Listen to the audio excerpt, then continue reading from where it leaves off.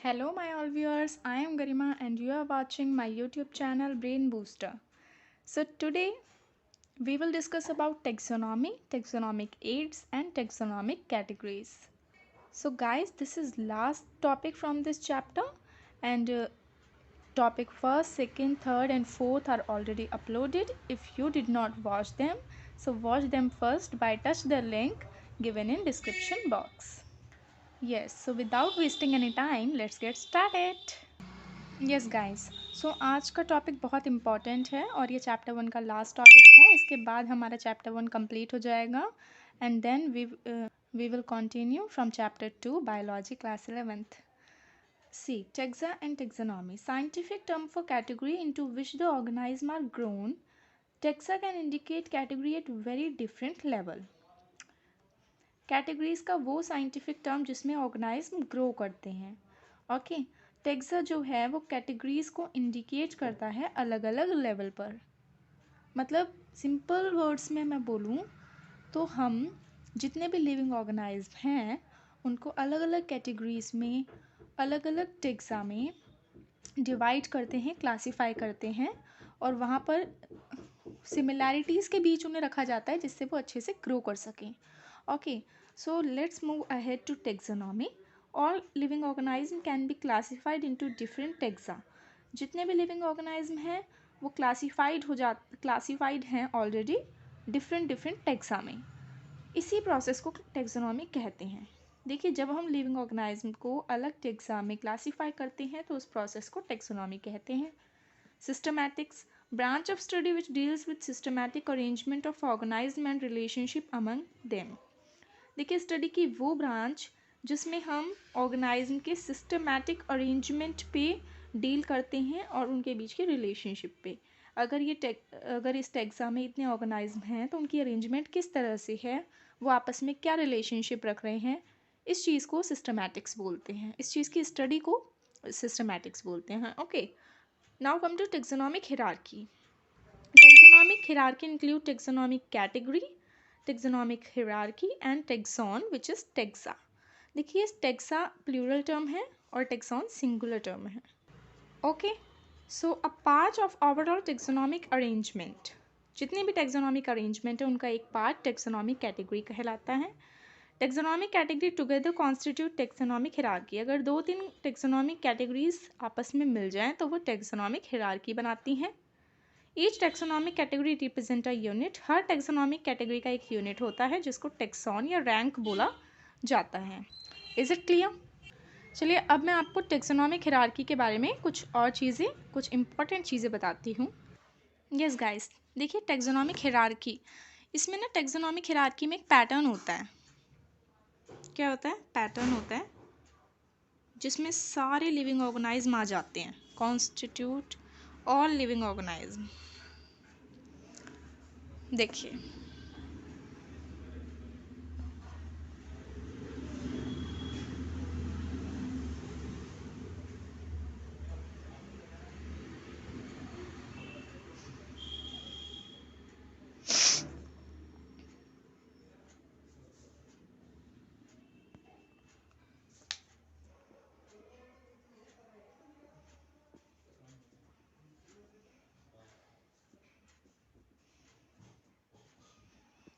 देखिए, ये हमारी टैक्सोनॉमिक हिरार्की होती है. ओके,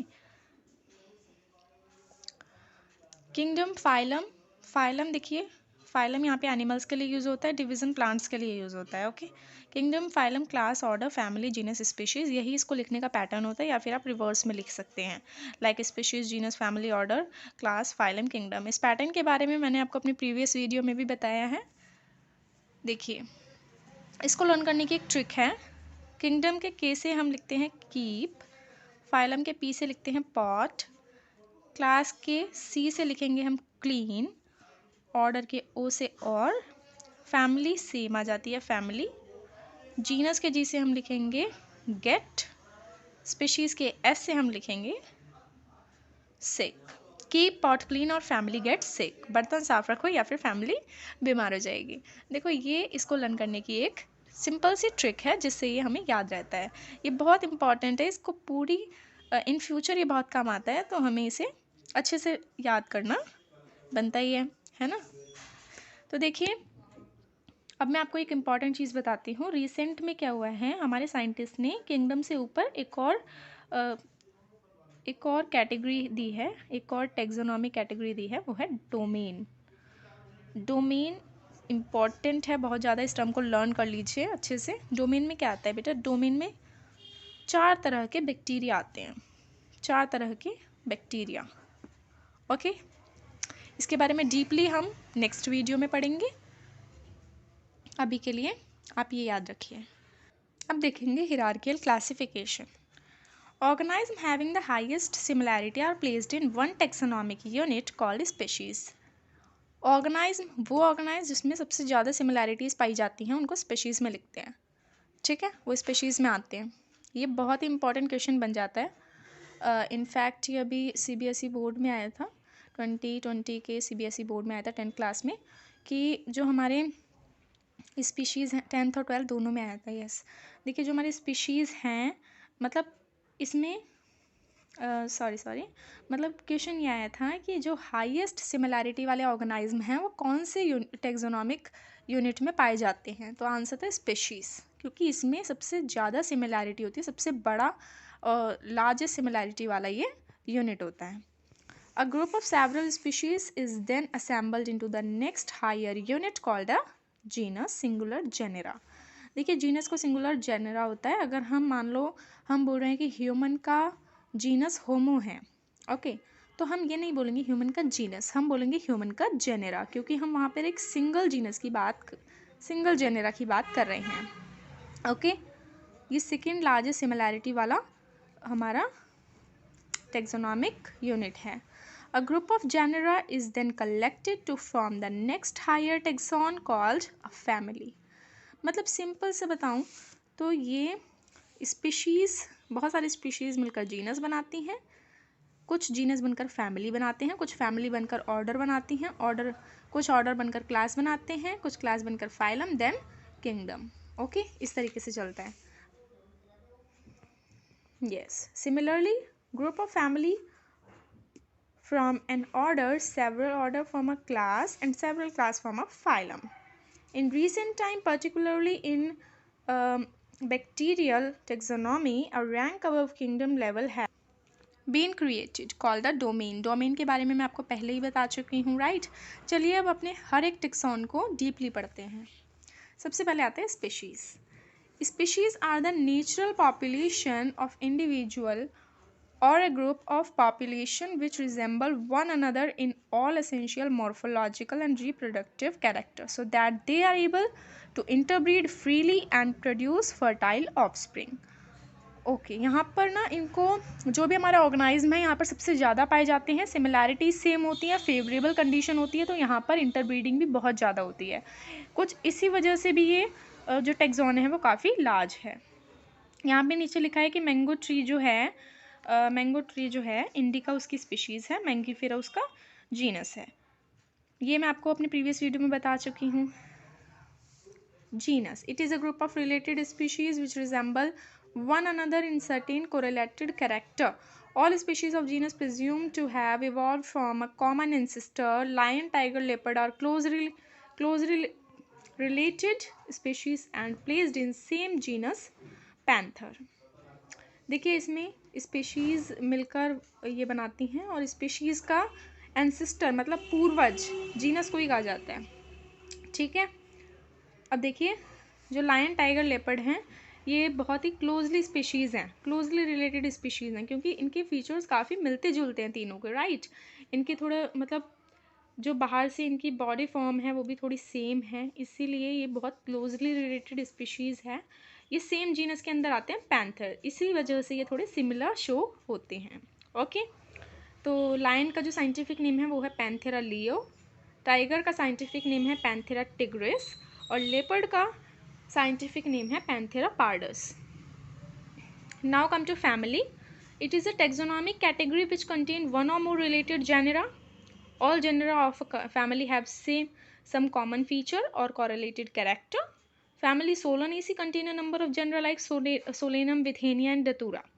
देखिए Solanaceae फैमिली कुछ 3 जेनरा से मिलकर बनी है, इसमें 3 जेनर आते हैं, सोलेनम, विथेनिया और दतूरा। ओके, तो जो जेनरा होते हैं, genera together constitute family. Now move to order. This category include one और मोर रिलेटेड फैमिली। फैमिली Felidae and Canidae are included in same order carnivore. Okay, तो यहाँ पर जो सेम ऑर्डर कार्निवोर में, सॉरी, जो फैमिलीज़ हैं Felidae Canidae, वो सेम ऑर्डर को बनाती हैं जो है कार्निवोर। ठीक है, तो दो फैमिली ने मिलकर यहाँ पर क्या बनाया, ऑर्डर। लेकिन धीरे धीरे बढ़ते चले जाते हैं तो सिमिलैरिटीज़ थोड़ी कम होती जाती हैं, यू नो। अब ऑर्डर और क्लास के बीच में सिमिलैरिटी थोड़ी कम होंगी। A class is made of one और more related order. The class Dicotyledonnae of flowering plant contain all dicots which are grouped into several order like Rhoeas, Polemonials and Rhenales. Okay? तो कुछ order मिलकर class बनाते हैं। Rhoeas, Polemonials और Rhenales, ये तीनों order मिलकर क्लास Dicotyledonnae बनाते हैं। ओके, जिसमें डाइकॉट फ्लावरिंग प्लांट आते हैं। Okay, now come to division. The term phylum is used for animal while division is used for plant. मैंने आपको पहले ही बताया, फाइलम में एनिमल्स की बात होती है, डिवीजन में प्लांट्स की। They are formed of one और मोर क्लास। ओके, एक या एक से ज़्यादा क्लास से ये बनते हैं। The phylum Chordata of animal contain not only the mammals but also Aves, reptiles, amphibian etcetera. देखिए, फाइलम कॉर्डेटा जो है, जिससे हम भी बिलोंग करते हैं, human being are belong to phylum Chordata. Okay, तो इसमें सिर्फ मैमल्स नहीं आते, इसमें एव्स, रेप्टाइल्स और एम्फीबियंस भी आते हैं। Okay, is it clear? Now come to kingdom. It is the highest taxonomic category. All plant are included in the kingdom Plantae while all animals belong to kingdom Animalia. Okay, सारे plants जो हैं वो kingdom Plantae से belong करते हैं, सारे animals जो हैं वो किंगडम एनिमेलिया से बिलोंग करते हैं। Now come to taxonomic aids. हमने टेक्सोनॉमी और टेक्सोनॉमिक कैटेगरीज के बारे में पढ़ लिया है। अगर आपको कोई भी डाउट हो तो let me know in the comment section, I will definitely reply you. Come to, let's move ahead to taxonomic aid. See, technique, procedure and information that are useful in identification and classification of organism are called taxonomic aids. देखिए, organism को classify करने के लिए, उन्हें identify करने के लिए जिस इन्फॉर्मेशन की ज़रूरत होती है, जिस टेक्निक की ज़रूरत होती है, उन्हें ही टेक्सोनॉमिक एड्स बोलते हैं। आइए इसको थोड़ा डीपली समझते हैं। कुछ टेक्सोनॉमिक एड्स होते हैं herbarium, museum, botanical garden and zoological park. These are all taxonomic aids जिससे हमें किसी भी ऑर्गेनाइज्म को क्लासीफाई करने की, आइडेंटिफाई करने की इन्फॉर्मेशन मिलती है। सबसे पहले समझते हैं what is herbarium. Herbarium is a place where dried and pressed plant specimens mounted on sheet are kept systematically according to a widely accepted system of classification. The herbarium sheet also carry a label providing information about date and place of collection, English, local and botanical name, family collector name, etc. देखिए herbarium क्या होता है। Herbarium में जो plant सूख जाते हैं, जिनकी डेथ हो जाती है, उन प्लांट्स को हर्बेरियम शीट पर बिछा दिया जाता है और उनके नीचे उनके बोटानिकल नेम को लिखा जाता है। ओके, ये ग्रो कब हुए थे, इनकी डेथ कब हुई, इसको कलेक्ट किसने करा, ठीक है, और इसकी फैमिली क्या है, ये सब लिखा जाता है।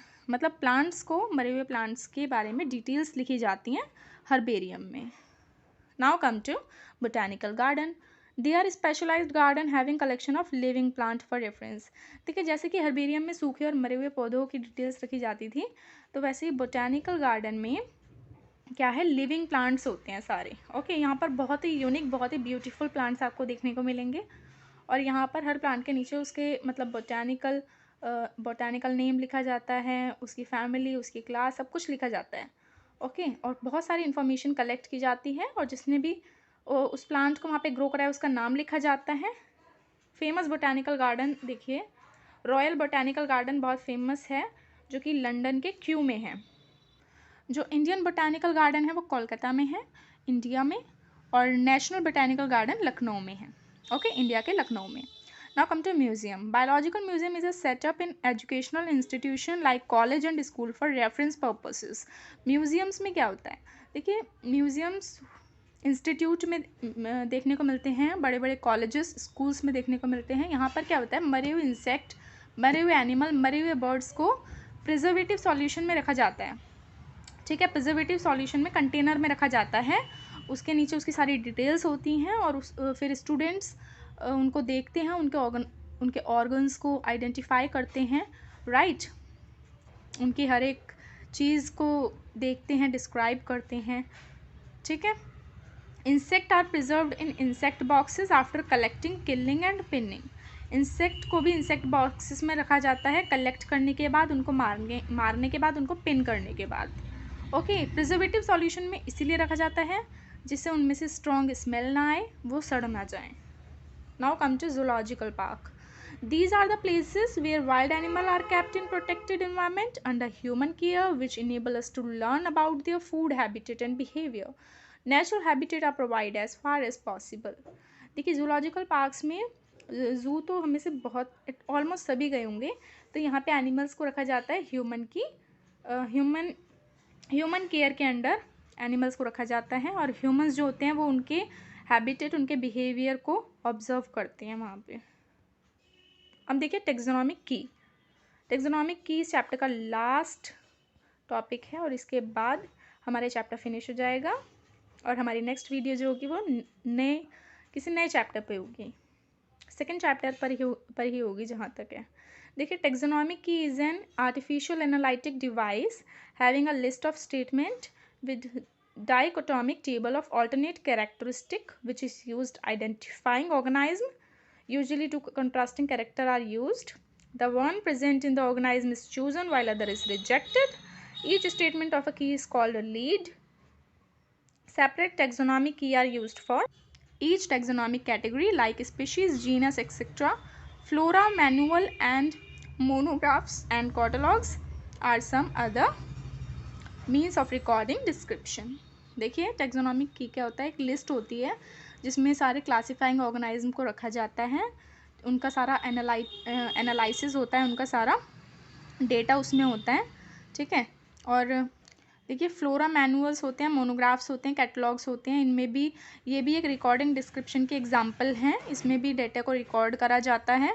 ओके, इस चीज़ में ऑर्गेनिज्म को क्लासीफाई करने के लिए ना दो कैरेक्टर्स को चूज़ करा जाता है, जिसमें से एक को चूज़ कर लेते हैं और दूसरे को रिजेक्ट कर देते हैं। ठीक है, इस बिहाफ पर हम उसे क्लासीफाई करते हैं और फिर उसके पूरी डेटा लिखते हैं। तो यहाँ पर आज हमारा चैप्टर 1 पूरा फिनिश हो चुका है। इसकी सारी वीडियोस मैंने डाल दी हैं, अगर आपने कोई भी नहीं देखी है तो प्लीज़ उनको देखें, नीचे डिस्क्रिप्शन बॉक्स में मैंने लिंक भी दे दी हैं। और अगर आपको इस टॉपिक से कोई भी डाउट, कोई भी क्वेरी हो तो मुझे बताएं। और आज की वीडियो में बस इतना ही। Thanks for watching.